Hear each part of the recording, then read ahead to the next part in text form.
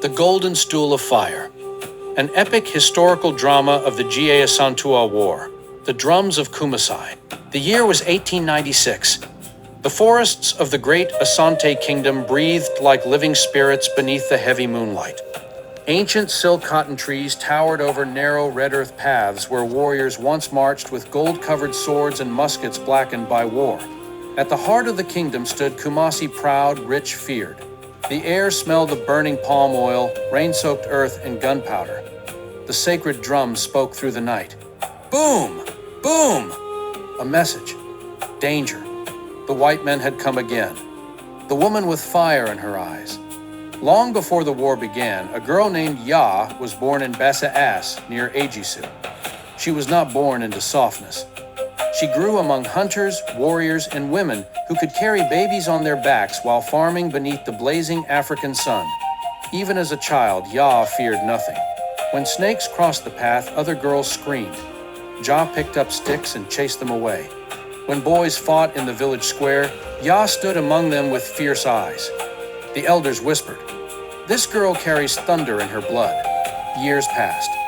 She became known as Ya Asantewaa, Queen Mother of Ajisu, wise, sharp-tongued, fearless. But darkness was approaching the Asante kingdom. The British Empire had stretched its long iron claws across Africa. Villages burned, kings were captured, gold was stolen, and now they wanted the soul of Asante itself. The Golden Stool. The Golden Stool. The Golden Stool was not merely a throne. Number. It was believed to hold the spirit of the entire Asante nation. No king sat upon it. No human touched it carelessly. It was sacred. The British governor, Sir Frederick Hodgson, did not understand this. Or perhaps he did and simply did not care. In 1900, he marched into Kumasi, surrounded by armed soldiers wearing red coats stained with African dust. Before the chiefs and elders, Hodgson demanded, "Bring me the golden stool. I will sit upon it." Silence fell like death. The chiefs trembled. Some lowered their heads. Others clenched their fists.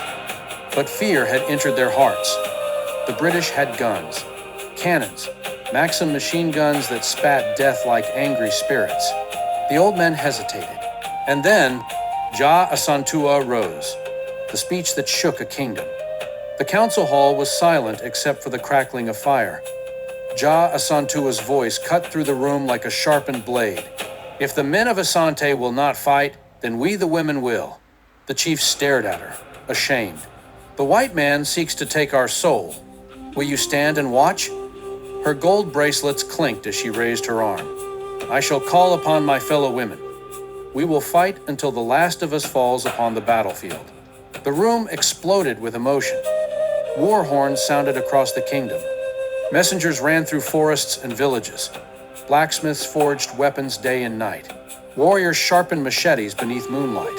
Mothers tied protective charms around the arms of sons marching to war. The drums spoke again. War had come. The forest of ghosts.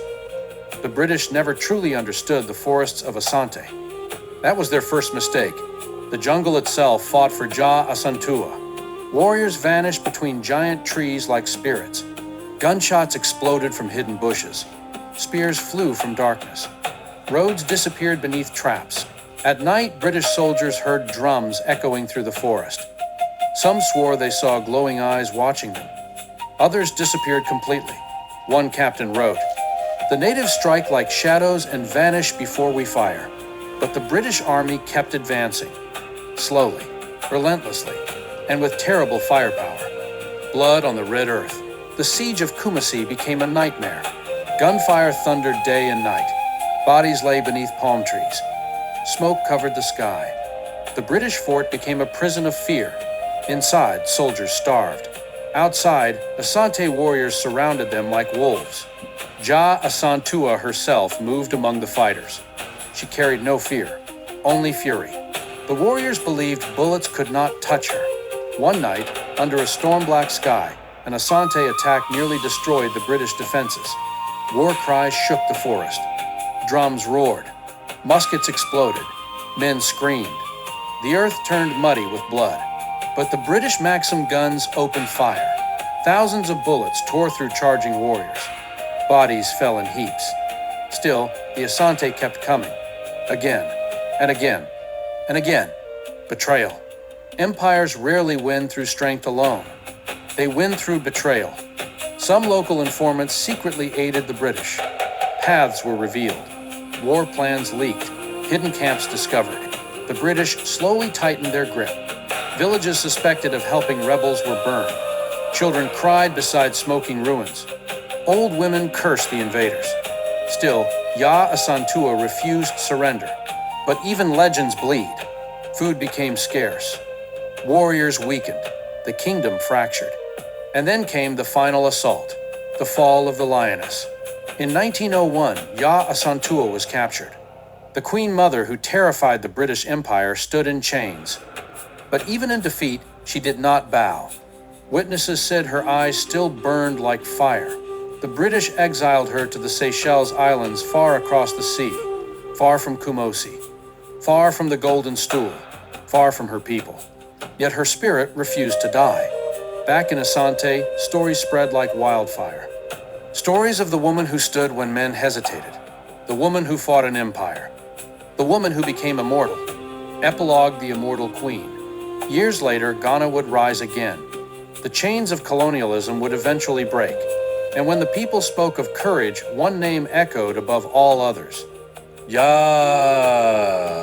The warrior queen, the lioness of Asante, the fire that refused to die. Even now, when drums sound beneath the Ghanaian sky, some say her spirit still walks the forests of Kumasi, watching, waiting, remembering, to be continued.